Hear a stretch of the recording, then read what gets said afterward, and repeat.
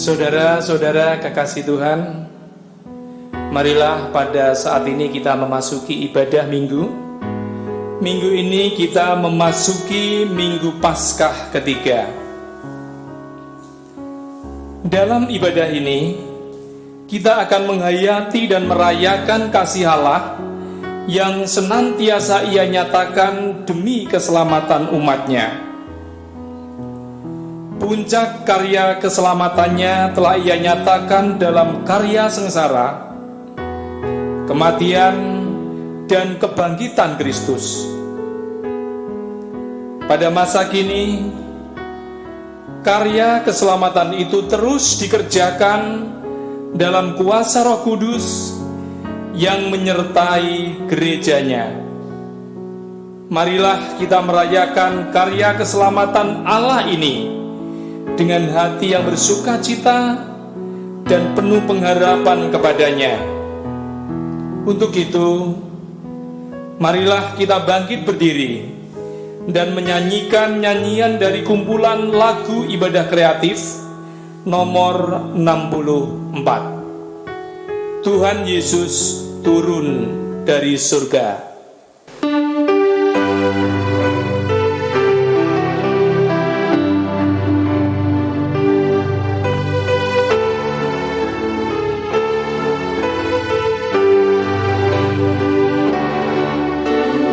Yesus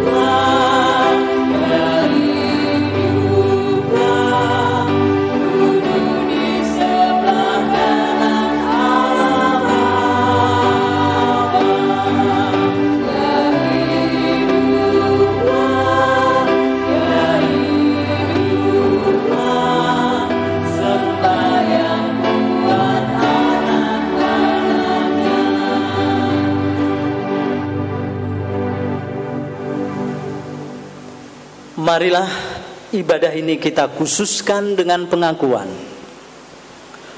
Pertolongan kami berasal dari Allah, Bapa yang menciptakan langit dan bumi. Kasih karunia dan damai sejahtera dari Tuhan Yesus Kristus ada pada saudara sekalian. Pada saudara juga.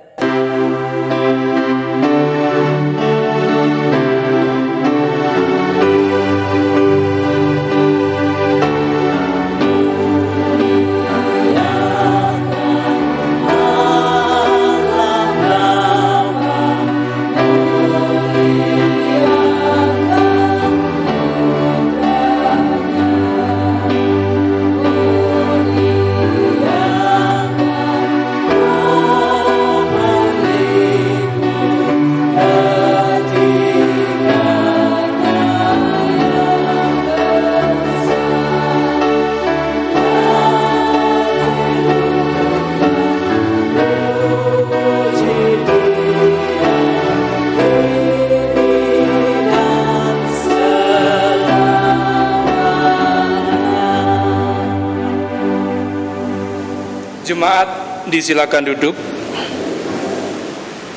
Saudara, betapa kita bersyukur menjadi umat Tuhan yang berlimpah kasih karunia. Ia adalah Allah yang maha besar Khalik semesta. Di dalam Kristus yang telah mati dan bangkit kembali, Ia telah menciptakan segala sesuatu menjadi baru oleh kasih-Nya.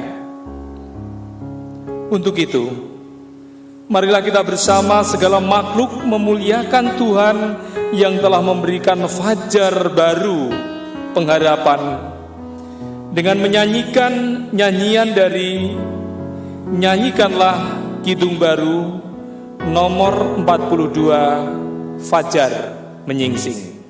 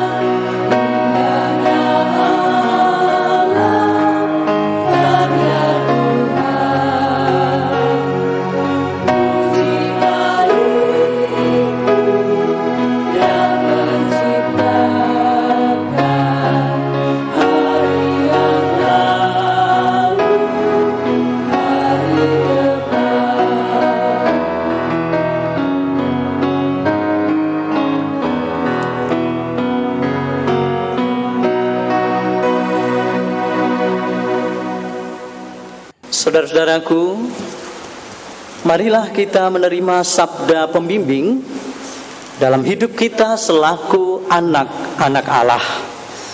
Dari 1 Petrus pasal 1 ayat 14 sampai 23.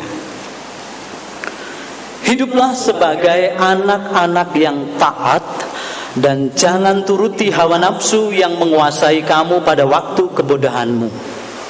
Tetapi hendaklah kamu menjadi kudus di dalam seluruh hidupmu, sama seperti Dia yang kudus, yang telah memanggil kamu.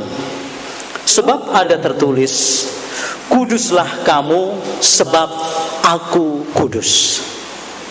Dan jika kamu menyebutnya Bapa, yaitu Dia yang tanpa memandang muka menghakimi semua orang menurut perbuatannya, maka hendaklah kamu hidup dalam ketakutan selama kamu menumpang di dunia ini. Sebab kamu tahu bahwa kamu telah ditebus dari cara hidupmu yang sia-sia, yang kamu warisi dari nenek moyangmu itu, bukan dengan barang yang fana, bukan pula dengan perak atau emas, melainkan dengan darah yang mahal, yaitu darah Kristus yang sama seperti darah anak domba yang tak bernoda dan tak bercacat. Ia telah dipilih sebelum dunia dijadikan, tetapi karena kamu baru menyatakan dirinya pada zaman akhir. Oleh Dialah kamu percaya kepada Allah yang telah membangkitkan Dia dari antara orang mati dan yang telah memuliakannya, sehingga imanmu dan pengharapanmu tertuju kepada Allah. Karena kamu telah menyucikan dirimu oleh ketaatan kepada kebenaran, sehingga kamu dapat mengamalkan kasih persaudaraan yang tulus ikhlas. Hendaklah kamu bersungguh-sungguh saling mengasihi dengan segenap hatimu, karena kamu telah dilahirkan kembali, bukan dari benih yang fana, tetapi dari benih yang tidak fana, oleh firman Allah yang hidup dan yang kekal. Saudara, marilah kita memandang salib Tuhan, kemudian bertanyalah kepada diri kita sendiri, seberapa bersyukurkah kita atas kasih Tuhan yang telah menyelamatkan kita melalui karya salib itu? Apakah kita sungguh-sungguh menerima salib Kristus dan menyerahkan hidup kita sepenuhnya kepadanya? Apakah kita telah bersungguh-sungguh memanggul salib kita dan berjalan mengikuti Tuhan Yesus Kristus? Marilah kita berjalan bersama Dia yang telah menang atas salibnya. Di dalam Dia kita dalam kelemahan kita mendapatkan pertolongannya. Bukankah di dalam kehidupan sehari-hari kita masih sering mementingkan ego kita, menuruti hawa nafsu, memendam kebencian, memendam kemarahan, sombong, bersikap sewenang-wenang, apatis kepada orang lain, malas dan menunjukkan sikap-sikap buruk lainnya? Tuhan menyelamatkan kita supaya kita hidup sebagai anak-anak Allah yang menyatakan kemuliaannya. Untuk itu, jemaat disilakan merenung dan berdoa secara pribadi.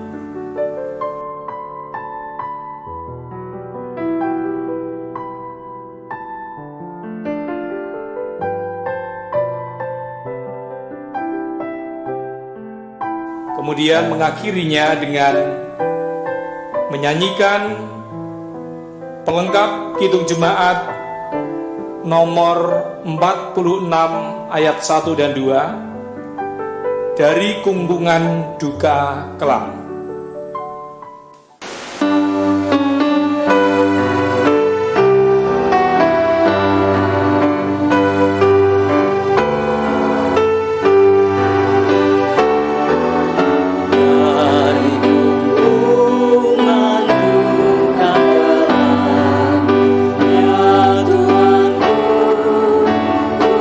Datanglah, masuk terang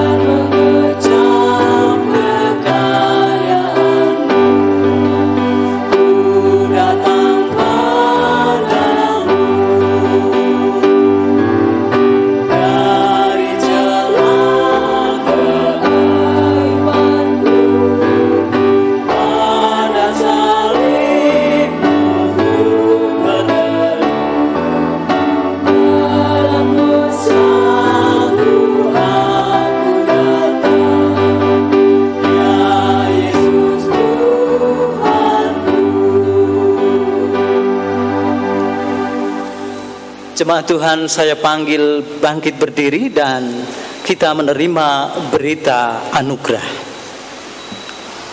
Bagi setiap orang yang dengan kesungguhan hati mengakui dosanya di hadapan Tuhan, maka Tuhan berkenan mengampuni segala dosa-dosanya. Kini terimalah berita anugerah dari Tuhan yang terambil dari Efesus pasal 2 ayat 8 sampai 10. Sebab karena kasih karunia kamu diselamatkan oleh iman. Itu bukan hasil usahamu, tetapi pemberian Allah. Itu bukan hasil pekerjaanmu. Jangan ada orang yang memegahkan diri. Karena kita ini buatan Allah, diciptakan dalam Kristus Yesus untuk melakukan pekerjaan baik yang dipersiapkan Allah sebelumnya. Ia mau supaya kita hidup di dalamnya. Demikianlah berita anugerah dari Tuhan. Syukur kepada Allah. Marilah dengan penuh syukur kita sambut berita anugerah ini dengan menyanyikan nyanyian dari Kidung Jemaat nomor 392, bait 1 dan bait yang kedua. Ku berbahagia.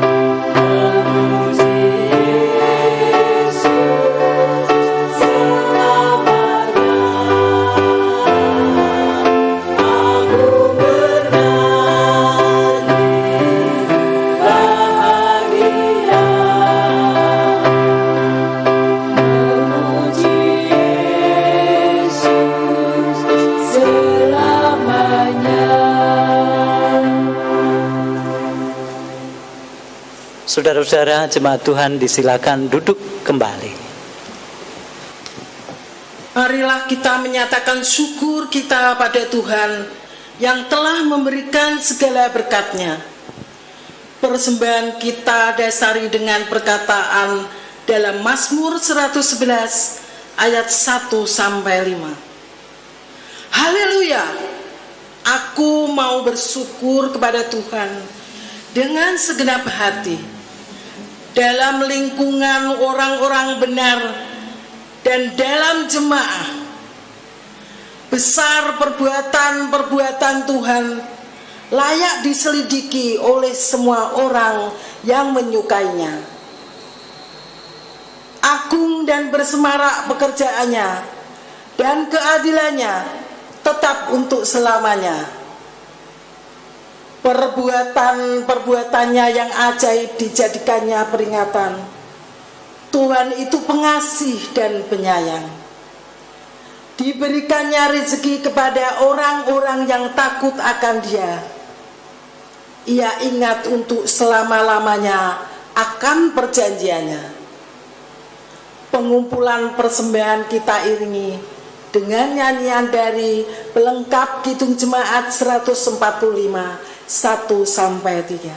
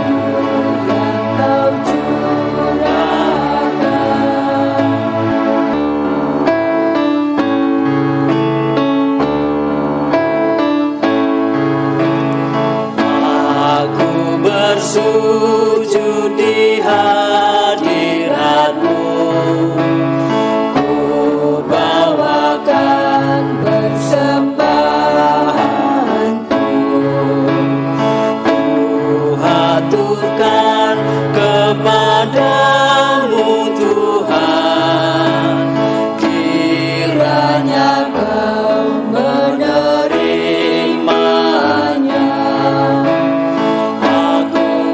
Syukur kepadamu Tuhan, atas berkat-Mu yang Kau limpahkan. Aku bersyukur kepadamu Tuhan, atas kasih-Mu yang Kau curahkan.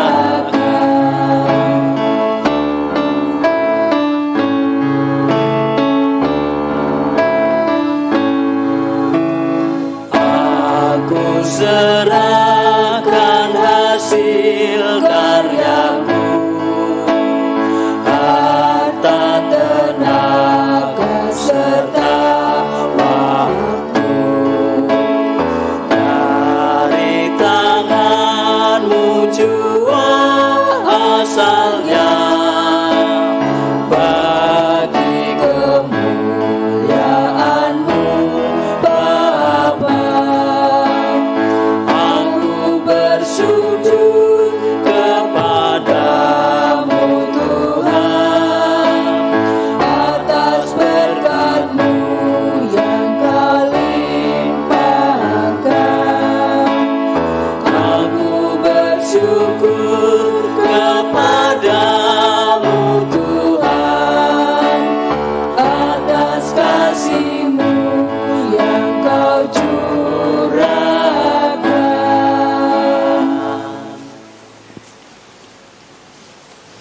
Jemaat Tuhan, mari kita bersama menaikkan doa persembahan dan saudara-saudara semua dipanggil bangkit berdiri.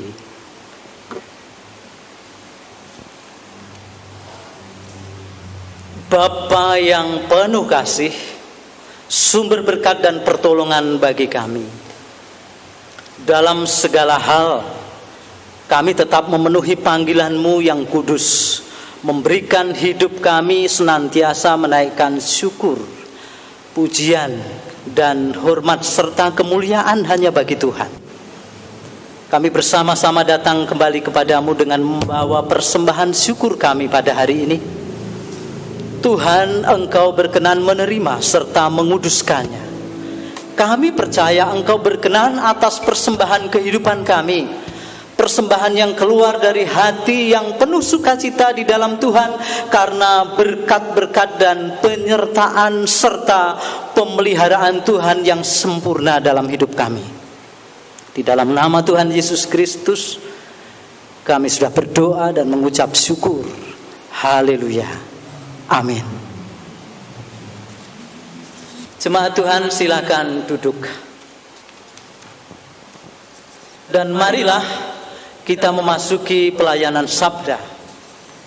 Kita persiapkan hati kita dengan nyanyian pengantar sabda, Penuhkanlah Bejanaku, oleh Singer.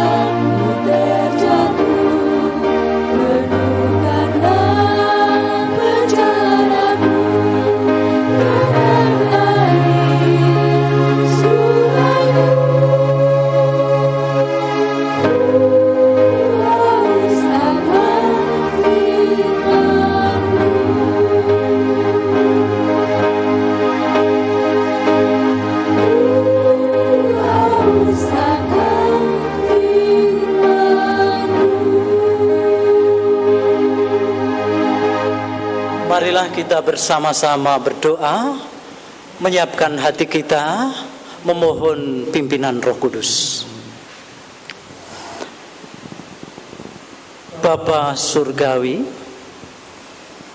pada detik-detik ini kami merasakan hadir-Mu dengan memberikan sabda kebenaran-Mu kepada kami. Engkau Allah yang telah memberikan kami hidup baru di dalam Kristus, dan senantiasa dituntun oleh kebenaran firman itu sehingga langkah-langkah kami tidak sesat.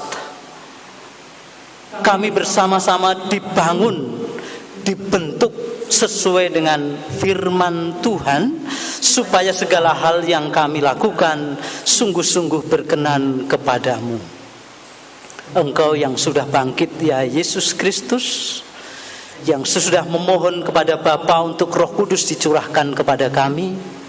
Ya Roh Kudus, tolonglah kami supaya kami sungguh-sungguh dimampukan untuk menjadi anak-anak Tuhan yang setia taat kepada firman Tuhan, patuh dan memberikan diri dibimbing, dibangun dan dibentuk seturut dengan firman-Mu itu.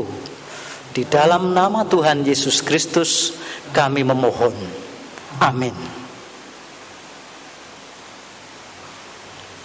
Pembacaan kitab suci diambil dari Mazmur pasal 116 ayat 1 sampai 4, dilanjutkan ayat 12 sampai 19.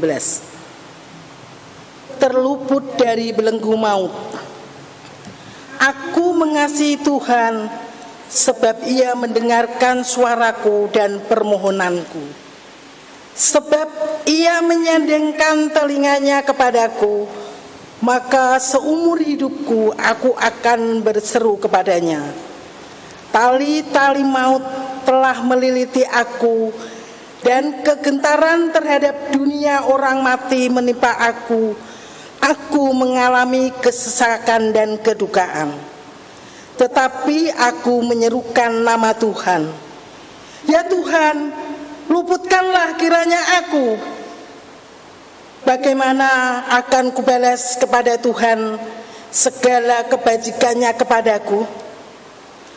Aku akan mengangkat piala keselamatan dan akan menyerukan nama Tuhan.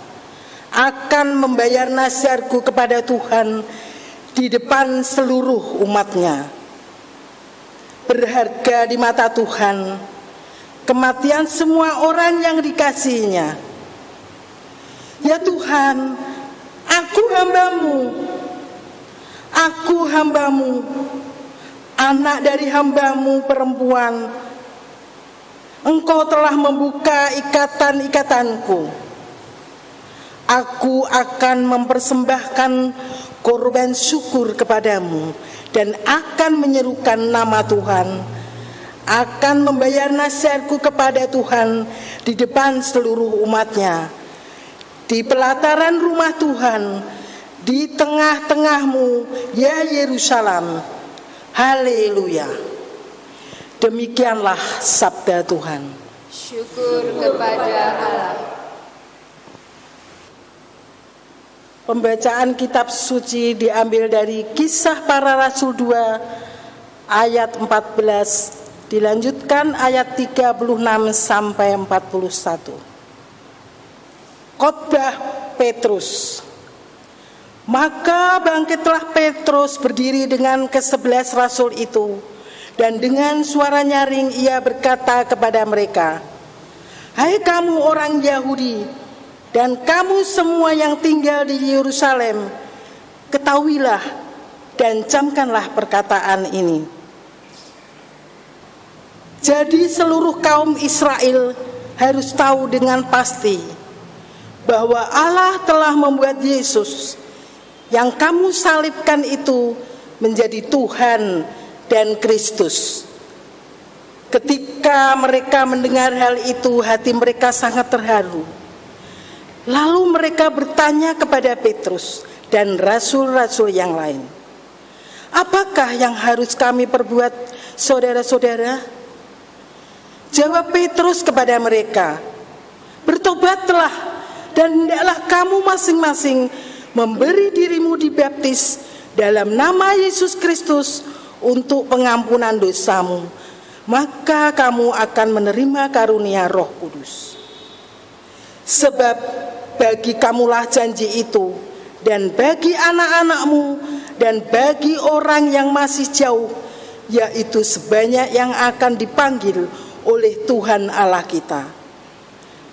Dan dengan banyak perkataan lain lagi ia memberi suatu kesaksian yang sungguh-sungguh, dan ia mengecam dan menasihati mereka, katanya, "Berilah dirimu diselamatkan dari angkatan yang jahat ini."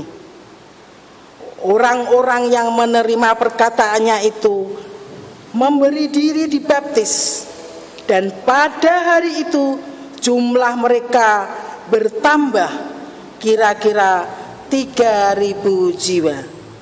Demikianlah sabda Tuhan. Syukur kepada Tuhan. Kita akan membaca dari Injil Yesus Kristus yang diambil dari Lukas pasal 24 ayat 1 sampai 35, Dan kali ini saya akan membacakannya dari ayat 13 sampai ayat yang ke-35. Pada hari itu juga 2 orang dari murid-murid Yesus pergi ke sebuah kampung bernama Emmaus, yang terletak kira-kira 7 mil jauhnya dari Yerusalem. Dan mereka bercakap-cakap tentang segala sesuatu yang telah terjadi. Ketika mereka sedang bercakap-cakap dan bertukar pikiran, datanglah Yesus sendiri mendekati mereka, lalu berjalan bersama-sama dengan mereka. Tetapi ada sesuatu yang menghalangi mata mereka, sehingga mereka tidak dapat mengenal Dia. Yesus berkata kepada mereka, "Apakah yang kamu percakapkan sementara kamu berjalan?" Maka berhentilah mereka dengan muka muram. Seorang dari mereka namanya Kleopas menjawabnya, "Adakah engkau satu-satunya orang asing di Yerusalem yang tidak tahu apa yang terjadi di situ pada hari-hari belakangan ini?" Katanya kepada mereka, "Apakah itu?" Jawab mereka, "Apa yang terjadi dengan Yesus orang Nazaret. Dia adalah seorang nabi yang berkuasa dalam pekerjaan dan perkataan di hadapan Allah dan di depan seluruh bangsa kami. Tetapi imam-imam kepala dan pemimpin-pemimpin kami telah menyerahkan dia untuk dihukum mati dan mereka telah menyalibkannya. Padahal kami dahulu mengharapkan bahwa dialah yang akan datang untuk membebaskan bangsa Israel. Tetapi sementara itu telah lewat 3 hari sejak semuanya itu terjadi. Tetapi beberapa perempuan dari kalangan kami telah mengejutkan kami. Pagi-pagi buta mereka telah pergi ke kubur dan tidak menemukan mayatnya. Lalu mereka datang dengan berita bahwa telah kelihatan kepada mereka malaikat-malaikat yang mengatakan bahwa ia hidup. Dan beberapa teman kami telah pergi ke kubur itu dan mendapati bahwa memang benar yang dikatakan perempuan-perempuan itu, tetapi dia tidak mereka lihat. Lalu ia berkata kepada mereka, 'Hai kamu orang bodoh, betapa lambannya hatimu sehingga kamu tidak percaya segala sesuatu yang telah dikatakan para nabi. Bukankah Mesias harus menderita semuanya itu untuk masuk ke dalam kemuliaannya?' Lalu ia menjelaskan kepada mereka apa yang tertulis tentang dia dalam seluruh kitab suci, mulai dari kitab-kitab Musa dan segala kitab nabi-nabi. Mereka mendekati kampung yang mereka tuju, lalu ia berbuat seolah-olah hendak meneruskan perjalanannya. Tetapi mereka sangat mendesaknya, katanya, 'Tinggallah bersama-sama dengan kami, sebab hari ini telah menjelang malam dan matahari hampir terbenam.' Lalu masuklah ia untuk tinggal bersama-sama dengan mereka. Waktu ia duduk makan dengan mereka, ia mengambil roti, mengucap berkat, lalu memecah-mecahkannya dan memberikannya kepada mereka. Ketika itu terbukalah mata mereka dan mereka pun mengenal dia, tetapi ia lenyap dari tengah-tengah mereka.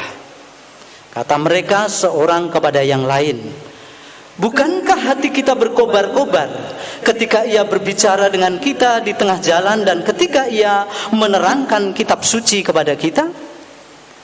Lalu bangunlah mereka dan terus kembali ke Yerusalem. Di situ mereka mendapati ke-11 murid itu.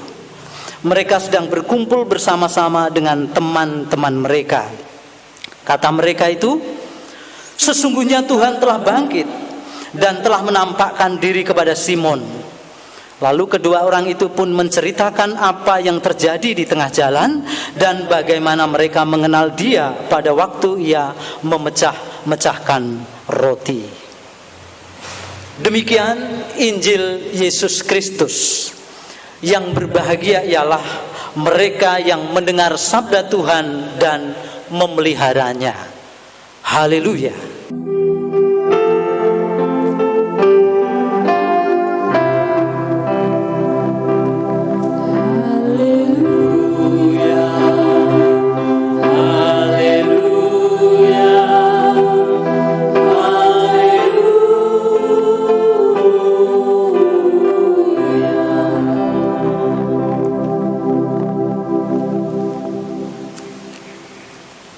Saudara-saudaraku yang saya kasihi di dalam Tuhan Yesus Kristus, kita memasuki Minggu Paskah ketiga, yang pada saat ini kita tetap masih beribadah dari rumah masing-masing di dalam ikatan persekutuan orang-orang percaya di segala tempat dan abad.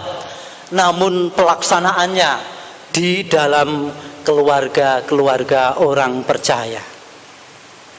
Saudara-saudaraku, orang banyak dan biasanya kita juga memahami bahwa Paskah merupakan puncak karya penyelamatan Allah bagi dunia.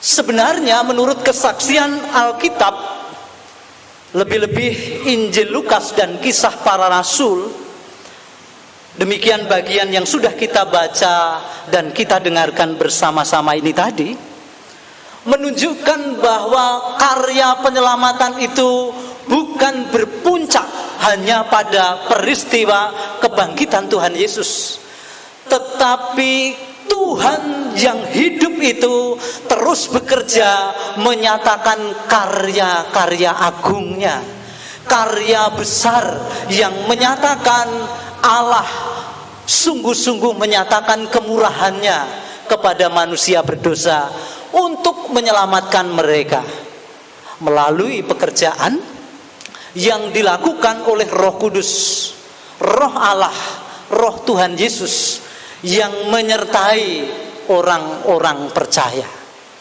Dan saudara tahu, pemberitaan firman, kesaksian tentang Yesus yang bangkit, Dia adalah Tuhan dan Kristus itu telah memberikan karya luar biasa, karena banyak orang merespon dengan pertobatan.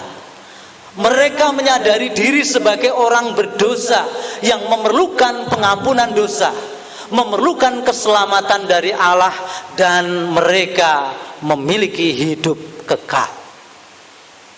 Saudara-saudara, kita sudah mendengarkan pembacaan dari kitab suci tadi, bahwa ketika Roh Kudus dicurahkan pada hari Pentakosta, para rasul dipenuhi oleh Roh Tuhan itu, dan mereka berbahasa-bahasa bangsa-bangsa yang dipakai oleh orang-orang Yahudi diaspora, atau orang-orang yang ada di perantauan dan kembali ke Yerusalem untuk merayakan hari raya orang Yahudi itu.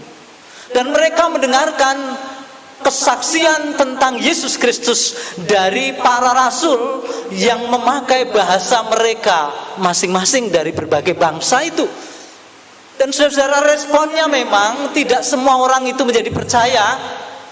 Ada mereka yang takjub, karena memang sungguh luar biasa bahwa orang-orang Galilea berbicara dalam bahasa bangsa-bangsa yang banyak sekali.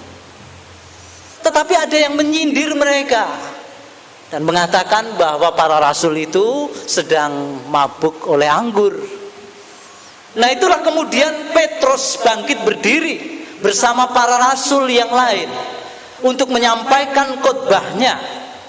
Saudara bisa membaca apa yang disampaikan sebagai khotbah Rasul Petrus pada pasal 2 ini tadi, Kisah Para Rasul, yang dimulai dengan hari raya Pentakosta. Pada saat itu Roh Kudus turun atas para murid, dan kemudian dilanjutkan dengan khotbah Rasul Petrus yang dalam otoritas ilahi.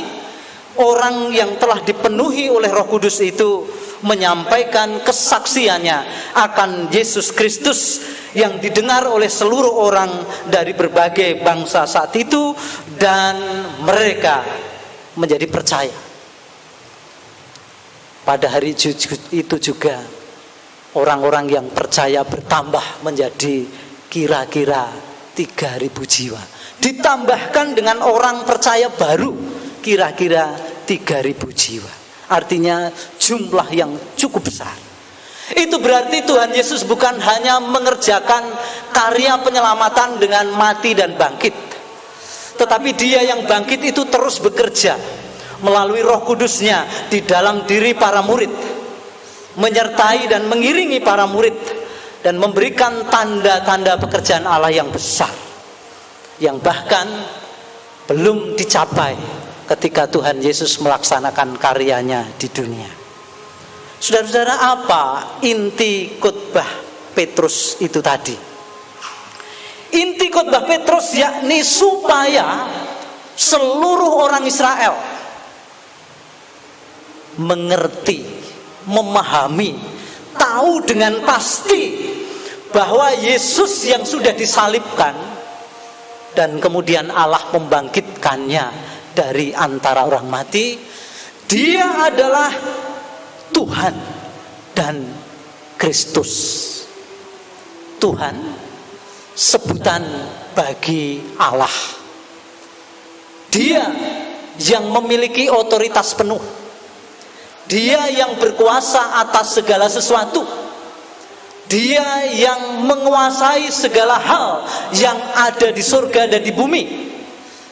Dia yang memiliki wewenang atas semua peristiwa yang terjadi, dan tidak ada sesuatu pun yang terjadi tanpa melalui konfirmasi Dia, tanpa melalui izin dan sekehendak Dia.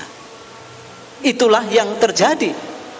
Pemahaman tentang Tuhan sedemikian itu tidak mudah. Lebih mudah memahami tentang Kristus, Mesias, yang diurapi oleh Allah untuk menyatakan kuasa membebaskan manusia dari dosa. Karena itu orang-orang Kristen lebih mudah menghayati karya Kristus, karya penebusan, Sang Mesias yang menghapuskan dosa-dosa mereka. Karena semua orang pada hakikatnya menginginkan selamat, dan Kristus membawa mereka selamat. Namun berbeda dengan penghayatan akan Kristus adalah Tuhan.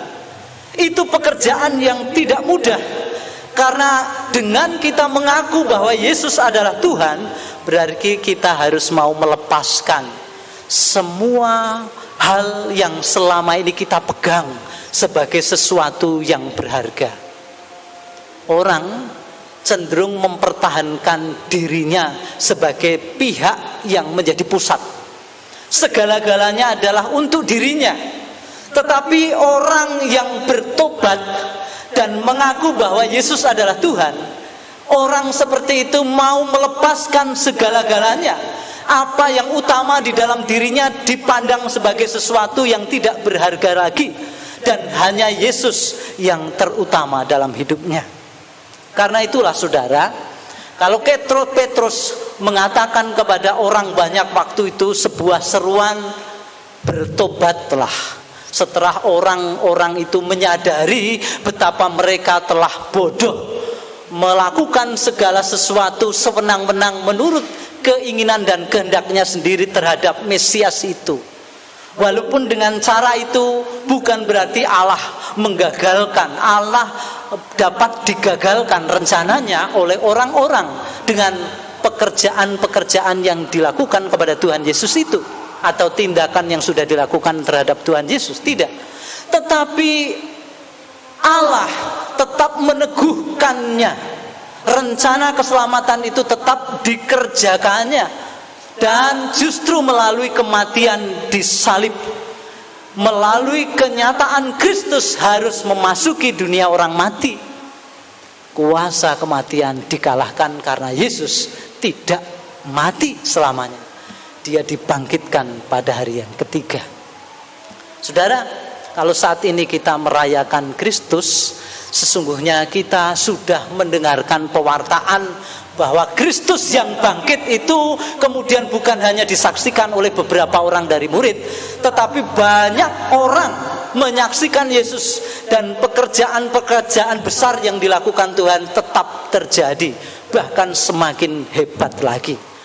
Para murid menyaksikan Yesus naik ke surga nanti, dan mereka meyakini bahwa kalau Yesus naik duduk di sebelah kanan Allah Bapa, itu berarti Dia yang memegang otoritas tertinggi atas segala sesuatu. semuanya tunduk, semuanya patuh kepada Dia, karena Dia yang memegang kuasa. Saudara-saudara, apa yang menjadi makna pertobatan?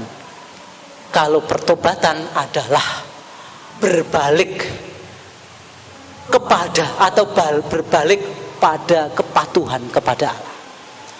Bertobat berarti mau sungguh-sungguh mengubah orientasi hidupnya, dari memikirkan dan memusatkan diri sendiri sekarang kepada Allah, pada rencana dan kehendak Allah terjadi atas hidupnya.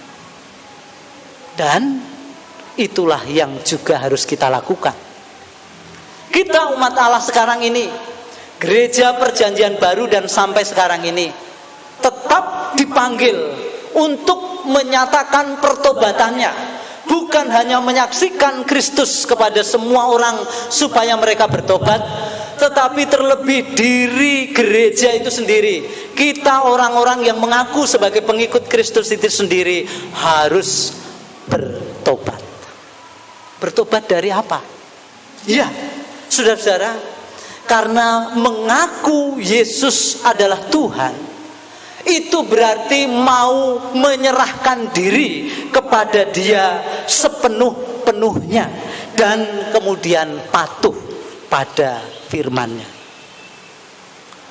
Diceritakan dalam sebuah kisah, ada orang Kristen, seorang perempuan yang selama 20 tahun berturut-turut tidak pernah meninggalkan pertemuan ibadah. Artinya dia tidak pernah lowong dalam memenuhi jam-jam ibadah. Kalau ibadah hari Minggu dilakukan dengan setia dan dalam kurun 20 tahun tanpa ada lubangnya atau bolongnya, maka tentu dia adalah orang yang setia bukan hanya pada hari Minggu, tetapi pada jam-jam dalam kehidupannya dia pakai juga untuk merenungkan firman Tuhan dan bersekutu dengan Tuhan serta melayaninya melalui pekerjaan pelayanan yang dipercayakan kepadanya. Dan ketika diwawancarai mengapa ibu ini begitu setia, 20 tahun patuh memenuhi panggilannya untuk menyatakan ibadah kepada Allah, hidup setia kepada Allah. Saudara, ketika ditanya apakah ibu tidak pernah merasa lelah, letih, atau kadang malas, atau apakah ibu tidak pernah terlambat bangun sehingga telat ke gereja dan kemudian tidak ke gereja, atau apakah ibu tidak pernah sakit sehingga dalam kondisi itu ibu tidak datang ke gereja? Dia tidak menjawab semua itu dengan satu persatu, tetapi dia mengatakan dengan jawaban demikian: aku setia sampai selama ini memenuhi pertemuan-pertemuan ibadah karena aku ingin melapor kepada Tuhanku. Dia adalah atasanku, Dialah yang kepadanya aku harus menyampaikan segala sesuatu yang aku alami, dan itu panggilan hidupku. Itulah mengapa aku terus-menerus mau memenuhi jam-jam ibadah dan tidak pernah melowongkannya. Apa yang terjadi? Orang seperti ini memiliki hubungan pribadi dengan Yesus. Dia Tuhan yang berkuasa. Dia mengakui dalam ketekunannya, dalam kesungguhannya melakukan ibadah dalam persekutuan dengan Allah, dengan Tuhan. Itu berarti dia ingin menyatakan kasih-Nya. Dia tahu bahwa tanpa Yesus dia tidak dapat apa-apa. Dan apa yang terjadi dalam hidupnya sesungguhnya karena petunjuk, karena bimbingan dan pimpinan Yesus Kristus atas dirinya. Itulah contoh orang yang mengakui bahwa Yesus adalah Tuhan. Dia punya komitmen, dia punya keputusan bulat dari hati terdalamnya untuk tidak pernah sekali-kali meninggalkan Tuhannya, dan karena itu dia ikuti dengan setia. Nah, saudara-saudara, bukan hanya itu saja. Tentu banyak dari antara kita yang mengaku Yesus adalah Tuhan, tetapi perwujudan kita justru tidak sungguh-sungguh mau berserah diri kepadanya. Ada kisah juga tentang seorang yang menjalani kehidupan di dunia ini sebagai sebuah rangkaian persoalan kehidupan yang karut marut, yang tidak selalu rapi tertata. Dan ini memang realita. Hidup yang kita jalani pun sekarang ini penuh dengan ironi, penuh dengan tanda tanya juga, karena banyak hal yang tidak seperti yang kita inginkan. Banyak hal terjadi belum dapat kita pahami sepenuhnya. Bahkan juga dengan demikian banyak juga misteri terjadi di dalamnya. Jadi hidup kita ini diiringi dengan berbagai ironi. Apa yang terjadi tidak selalu sesuai dengan yang kita harapkan. Apa yang kita yakini ternyata berbeda dengan kenyataan yang terjadi.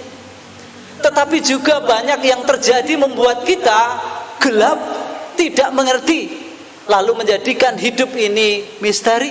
Dan kemudian banyak juga yang terjadi, kita menjadi sangat menderita. Ada kesusahan yang tidak pernah kita prediksi sebelumnya. Itu berarti campur baurnya peristiwa kehidupan terjadi dalam hidup kita. Dan bagaimana di tengah-tengah situasi zaman juga yang sedemikian itu, ada seorang yang mengisahkan dirinya. Kisah ini saya peroleh dari renungan harian RBC, Reading Bible Community, yang mengisahkan dalam harian Daily Bread demikian. Seorang yang bernama Jordan Caster. Jordan Caster dilahirkan buta. Dia orang buta yang berbeda dari yang lainnya. Dia dalam kebutaannya tidak pernah mengeluh karena kekurangan yang ada pada dirinya. Kebutaan itu tidak disesalinya dan diratapinya, lalu membuat dia hidup nelangsa dan terus-menerus dikungkung oleh penderitaan, oleh iri hati, mengapa tidak seperti orang lain. Tetapi dia terima kenyataan kebutaannya itu sebagai bagian dari Allah tentu memiliki rencana atas hidupnya, sehingga dia menjadi anak yang rajin menggunakan apa yang ada. Kalau mata tidak dapat dia gunakan karena tidak memiliki penglihatan, maka dia dapat menggunakan indera pada tubuh yang lain, inderanya yang lain. Dia bisa mendengar dengan baik, dia bisa merasakan, dia bisa meraba dengan baik. Dan karena itu dia tekun menggunakan dan memperlengkapi dirinya untuk menumbuh kembangkan potensi dirinya menjadi orang yang cakap dalam banyak hal. Jadi hampir dalam semua hal dia tidak perlu dipandu oleh orang lain. Dia bisa melakukannya sendiri, bahkan prestasi di sekolahnya sangat bagus. Dia menjadi murid yang brilian. Dia tekun berusaha, dia rajin belajar, dia sungguh-sungguh mau mengembangkan diri. Apa yang diberikan Tuhan bukan disesali, tetapi ditumbuh kembangkannya. Dan apa yang terjadi, dia akhirnya menjadi seorang yang ahli di dalam perangkat lunak komputer. Dia tahu mengoperasionalkan program-program komputer, bahkan tujuan dia adalah dapat menciptakan sebuah program yang bisa menolong banyak orang buta yang lain menggunakan komputer dengan lebih mudah. Dan itu terjadi dalam diri Jordan Caster. Apa yang terjadi? Tentu kita merasa bersyukur kalau dapat merasakan sebagaimana yang dapat kita alami saat ini. Sekalipun dalam situasi sulit, banyak orang merasakan kesulitan, tetapi kita tidak pernah meratap juga, bukan? Atau justru kita sebaliknya, tidak sesulit Jordan Caster, tetapi yang kita rasakan justru hidup penuh dengan beban berat dan keluh kesah. Ungkapan yang dikatakan Jordan Caster mengenai kebutaannya, dia mengatakan, Andaikan kebutaanku itu ditukar dengan apapun yang sungguh berharga sekalipun, aku tidak mau. Karena aku tahu bahwa Tuhan mengizinkan aku menjadi seperti ini, karena Tuhan memiliki rencana yang baik atasku. Jadi saudara-saudara, pertobatan orang percaya ternyata adalah perlu dilakukan di dalam kehidupan terus-menerus. Pertobatan berarti bukan hanya dulu jahat menjadi baik, tetapi dulu tidak dapat memahami dan mengerti siapa Allah, terutama Allah di dalam Kristus. Sekarang dia tahu bahwa Kristus adalah Tuhan, Yesus Kristus berkuasa atas dirinya, dan dia memiliki rencana atas segala sesuatu pada kita, merencanakan semua yang baik bagi diri kita.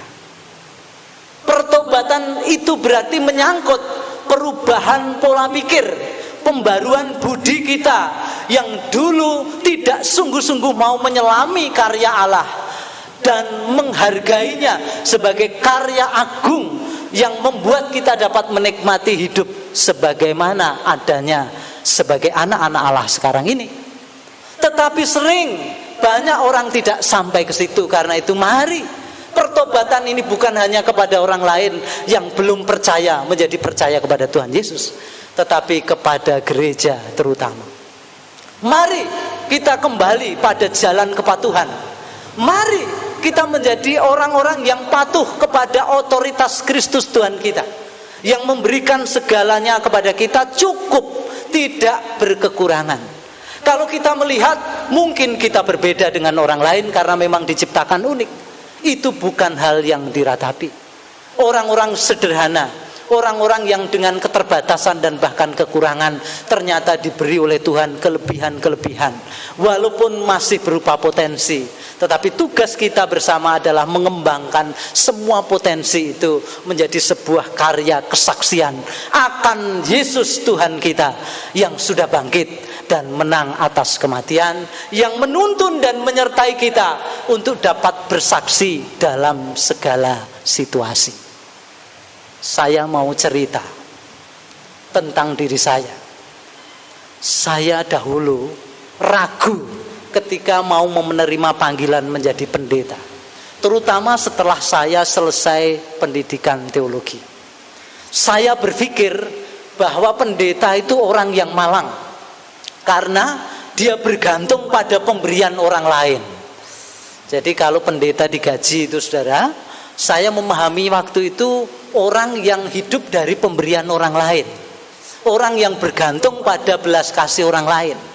Saya berpikir saya kepingin sukses dulu dalam usaha, lalu saya punya usaha yang bisa menghasilkan rezeki cukup untuk pemenuhan kebutuhan sehari-hari, sehingga ketika nanti saya melayani, saya tidak bergantung kepada siapapun.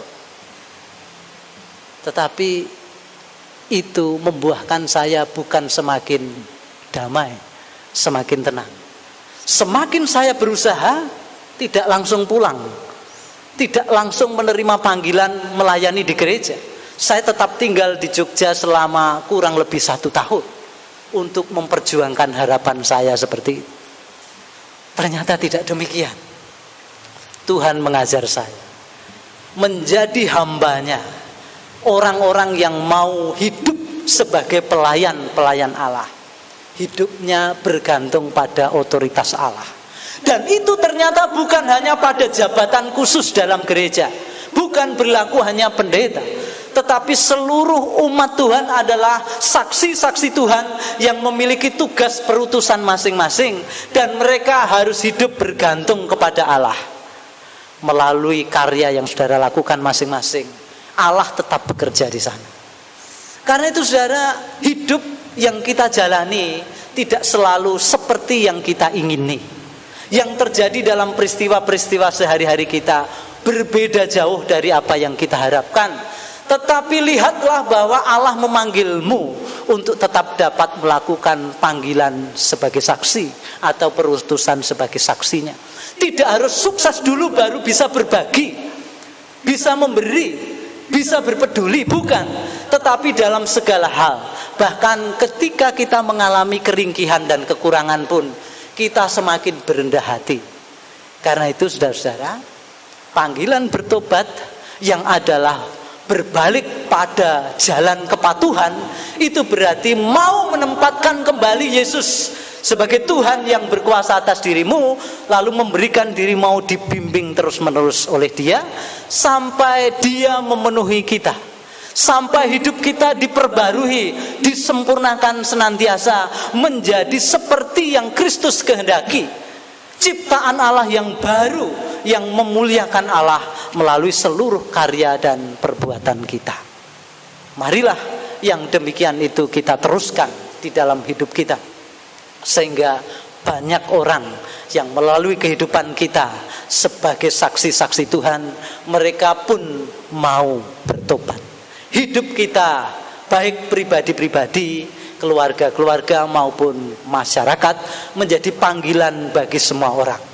Karena perintah Tuhan untuk memberitakan Yesus Kristus yang bangkit bukan hanya di Yerusalem, tetapi diberitakannya supaya dilakukan di Yerusalem, di seluruh Yehuda, Samaria, dan sampai ke ujung bumi. Itu berarti pekerjaan ini, kesaksian kita sebagai murid-murid Kristus yang terus bekerja bagi Kristus sebagai Tuhan dan tentu Kristus atau juru selamat kita, dimulai dari pertobatan kita masing-masing. Kita mau sungguh-sungguh diperbarui dan dibentuk sesuai dengan kehendak dan rencana Allah. Tuhan Yesus yang semakin nampak, dipuji dan dipermuliakan. Amin. Kita mengambil saat teduh.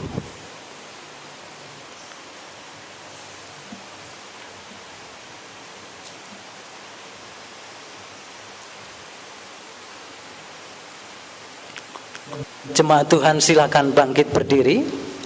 Jemaat yang dikasihi Tuhan Yesus, marilah kita mengikrarkan pengakuan iman kita bersama dengan umat Allah di segala tempat dan di segala zaman.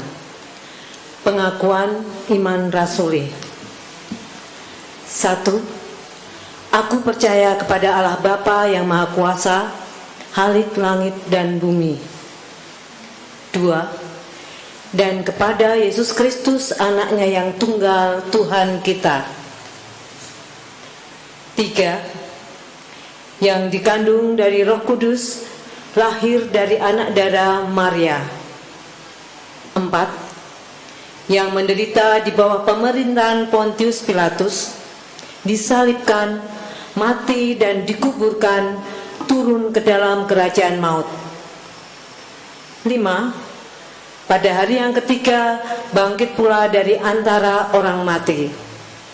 6. Naik ke surga, duduk di sebelah kanan Allah Bapa yang Maha Kuasa. 7. Dan akan datang dari sana untuk menghakimi orang yang hidup dan yang mati. 8. Aku percaya kepada Roh Kudus. 9. Gereja yang kudus dan am, persekutuan orang kudus. 10. Pengampunan dosa. 11. Kebangkitan daging. 12. Dan hidup yang kekal. Saudara-saudara, dipersilakan duduk kembali. Kita akan bersama-sama menaikkan doa syafaat. Beberapa hal yang perlu kita doakan adalah aktivitas pelayanan gerejawi kita di tengah-tengah situasi yang tidak mudah seperti sekarang ini. Kita dapat melakukan pekerjaan terus-menerus bagi hormat dan kemuliaan namanya. Kita juga berdoa untuk anggota-anggota gereja yang saat ini sedang dalam kelemahan fisik, sakit penyakit, keringkihan karena usia yang sudah lanjut. Mereka yang juga masih dalam perawatan, baik yang dirawat di rumah maupun kalau ada yang di rumah sakit. Juga kita berdoa untuk situasi pandemi COVID-19 yang masih melanda banyak bangsa. Kemudian kita berdoa untuk pemerintah bangsa dan negara kita, supaya dapat bersehati bersama seluruh masyarakat bangsa ini mengatasi berbagai persoalan yang ada, dan perdamaian dunia, kerukunan bagi hidup bangsa-bangsa dan segenap ciptaan. Dan kita akhiri bersama nanti dengan doa Bapa kami yang kita ucapkan bersama-sama. Mari kita sehati berdoa. Bapa Surgawi, terima kasih ya Tuhan, kami Engkau izinkan untuk bersama-sama tetap berada di dalam Engkau, di dalam kasih penyertaan dan pertolongan Tuhan, sehingga dalam situasi apapun kami tetap dapat menyaksikan Yesus Kristus melalui karya dan perbuatan kami. Kami berdoa untuk pelayanan gerejamu, secara khusus gereja Tuhan GITC Kudus bersama-sama dengan gereja-gereja di Kudus dan di bumi ini, memenuhi panggilan sebagai saksi-saksi Tuhan melalui berbagai bentuk pelayanan, secara khusus pelayanan kasih kepada setiap orang yang dijumpai, kepada seluruh makhluk, supaya Allah memenuhi segala sesuatu dan kemuliaan Allah bersinar atas seluruh makhluk ciptaan Allah. Bapa, panggilan seluas itu kami kerjakan melalui persekutuan kami selaku gereja Tuhan di kurun waktu tertentu di tempat ini, bahwa kami baik selaku anggota jemaat, selaku pengurus jemaat, selaku majelis gereja maupun para penggembala, dapat melakukan tugas panggilan melayani jemaat Tuhan dan sesama dengan otoritas Roh Kudus yang terus membimbing, memberi hikmat dan kemampuan kepada kami, sehingga dalam segala hal yang kami kerjakan, baik itu pelayanan ke dalam maupun keluar, membawa dampak banyak orang mengenal Kristus, mereka memberi diri bertobat, mempercayakan hidupnya kepada Kristus sebagai Tuhan dan Juru Selamat. Kami juga berdoa agar kami semua dimampukan sebagai gereja Tuhan yang telah diperbarui oleh kuasa darah Kristus ini, sungguh-sungguh menjadi gereja yang setia taat melakukan kehendak Tuhan. Kasih kami semakin nyata, ketekunan dan kesungguhan kami melakukan kehendak Tuhan semakin nyata. Hari bertambah hari, menjadi sungguh-sungguh bertambah kami dekat dengan Tuhan, dan banyak orang mengetahui, menyaksikan bahwa sungguh-sungguh Kristuslah yang hidup di dalam kami, berkuasa atas kami, menolong dan menyertai kami, sebab kami dalam segala hal senantiasa mengucap syukur kepada Tuhan. Bapa Surgawi, kami juga berdoa untuk anggota-anggota jemaat Tuhan GITC Kudus yang saat ini masih di dalam perawatan, yang dalam perawatan masa panjang di rumah sakit. Tuhan memberkati orang-orang yang selama ini harus, walaupun tidak rawat inap, tetapi memeriksakan dirinya, mengontrol kondisi kesehatan tubuhnya dengan tertib, dengan baik.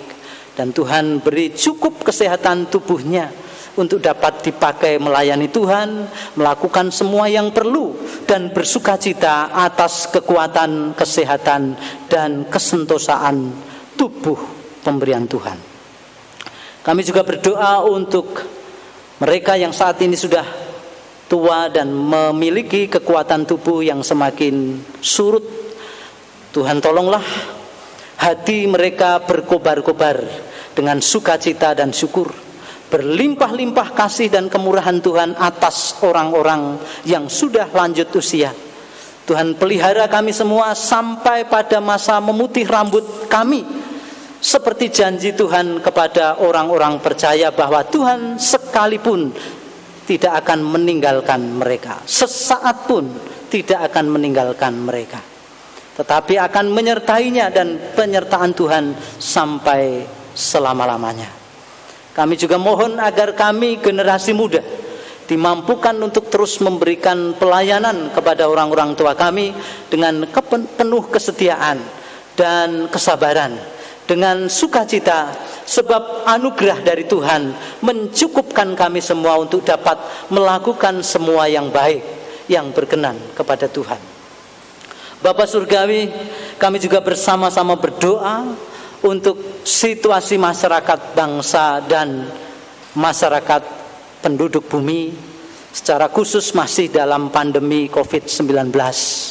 Kami mohon Bapak, berbagai upaya yang sudah dilakukan, baik pemerintah setempat maupun pemerintah bersama-sama bangsa-bangsa di dunia ini, upaya-upaya yang dilakukan ini berhasil dan membuahkan virus ini tidak berkembang lagi. Kami dimampukan untuk mengatasi persoalan-persoalan, bukan hanya virus ini tentu, tetapi dampak dari virus yang sudah merajalela di berbagai tempat ini telah menimbulkan banyak kesukaran di berbagai pihak. Bukan hanya golongan rendah atau orang-orang biasa, tetapi banyak orang, bahkan kaum profesional, mengalami situasi yang begitu berbeda dan menjadi sangat susah, baik untuk mengembangkan usaha, untuk menjalani hari-hari dengan baik. Bahkan kami untuk berjumpa pun dibatasi dengan tatanan-tatanan tertentu. Namun biarlah dalam semua ini kami dimampukan untuk dapat mengambil hikmat. Kami dimampukan untuk bertanggung jawab dan diberi kemampuan juga untuk beradaptasi dalam segala situasi, sehingga kami menjadi gereja yang bukan mengejar kemapanan, tetapi menjadi gereja Tuhan yang terus berada di tengah-tengah perubahan zaman. Dengan begitu cair, keberadaan kami dapat dirasakan oleh setiap orang dalam berbagai perubahan kehidupannya. Karena itu kasih kami dan kesungguhan melayani Tuhan tetap kami kerjakan di tengah-tengah situasi yang sukar ini. Dan kami percaya suka duka silih berganti mengiringi kehidupan kami untuk membawa kami lebih baik lagi, menjadi umat Tuhan yang semakin memahami dan mengerti apa dan rencana, apa dan maksud Tuhan bagi kami semua. Bapak Surgawi, kami berdoa untuk pemerintah bangsa Indonesia. Mereka dimampukan untuk bersatu padu sebagai lembaga-lembaga tinggi negara yang melakukan tugas panggilannya dengan adil, dengan kebenaran dan penuh pengabdian, agar seluruh masyarakat bangsa terlayani dengan baik melalui kebijakan, melalui keputusan-keputusan yang diambilnya secara strategis maupun praktis. Semua itu sungguh akan membawa kehidupan kami semakin baik lagi. Karena itu beri hikmat-Mu menyertai senantiasa Presiden, para wakil rakyat yang ada di DPR dan DPD, semuanya bahu-membahu membangun kehidupan bangsa dan negara ini. Dan mereka pun dipanggil untuk menghubungkan kehidupan kami bersama-sama dengan bangsa-bangsa lain di bumi, menjadi umat di bumi yang bersatu padu membangun bumi ini penuh kemuliaan Tuhan, menjadi tempat yang dapat kami huni, sehingga damai sejahtera Tuhan itu memenuhi segala makhluk bumi ini.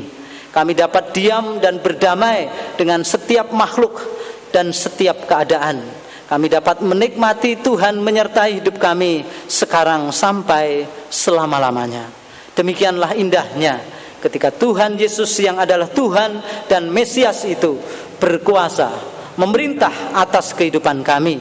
Pembaruan terjadi, dan inilah harapan kami. Tuhan bekerja, turut bekerja dalam segala sesuatu untuk mendatangkan semua yang baik bagi orang-orang yang Tuhan kasihi. Terima kasih Tuhan untuk janji-Mu, untuk penyertaan-Mu dan pertolongan-Mu di dalam sepanjang hidup kami mengikut Engkau. Terpujilah nama Tuhan Yesus, Tuhan dan Juru Selamat kami. Kita bersama-sama akan mengakhiri dengan doa Bapa kami yang kita ucapkan bersama-sama. Bapa kami yang ada di surga, dikuduskanlah nama-Mu, datanglah kerajaan-Mu, jadilah kehendak-Mu di bumi seperti di surga. Berikanlah kami pada hari ini makanan kami yang secukupnya, dan ampunilah kami akan kesalahan kami, seperti kami juga mengampuni orang yang bersalah kepada kami. Dan janganlah membawa kami ke dalam pencobaan, tetapi lepaskanlah kami dari yang jahat. Karena Engkaulah yang empunya kerajaan dan kuasa dan kemuliaan sampai selama-lamanya. Amin. Saudara-saudaraku, kita akan menerima pengutusan, dan jemaat Tuhan menyanyikan nyanyian pengutusan dari pelengkap Kidung Jemaat nomor 281, bait 1 dan bait yang kedua, tiap orang harus tahu.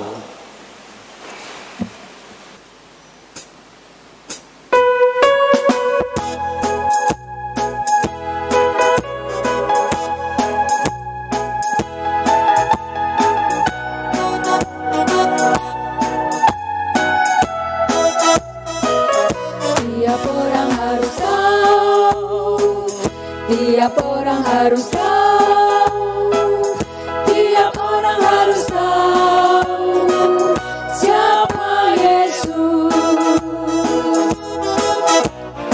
Dia bagai bunga bakung, bintang fajar cemerlang,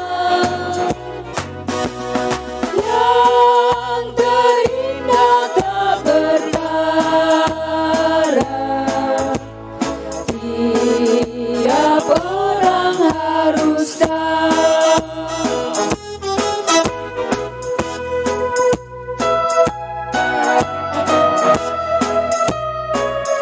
Tiap orang harus tahu. Tiap orang harus tahu.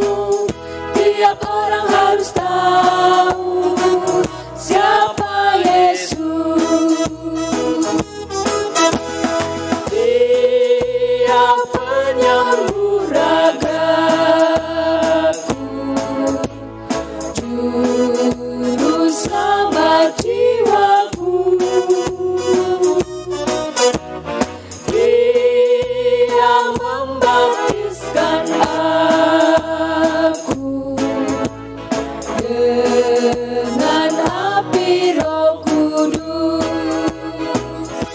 Tiap orang harus tahu, tiap orang harus tahu, tiap orang harus tahu siapa Yesus.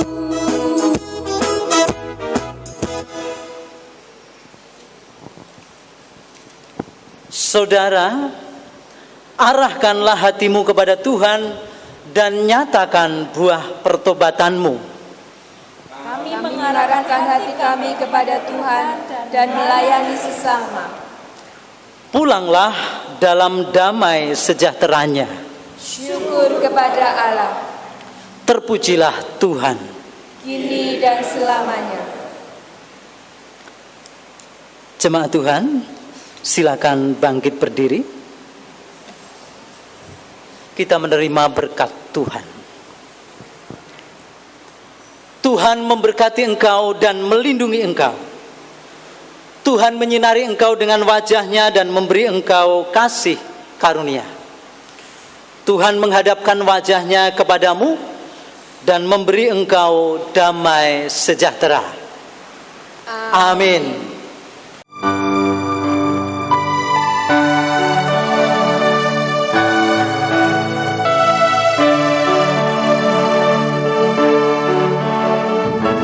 Ingin selalu dekat padamu,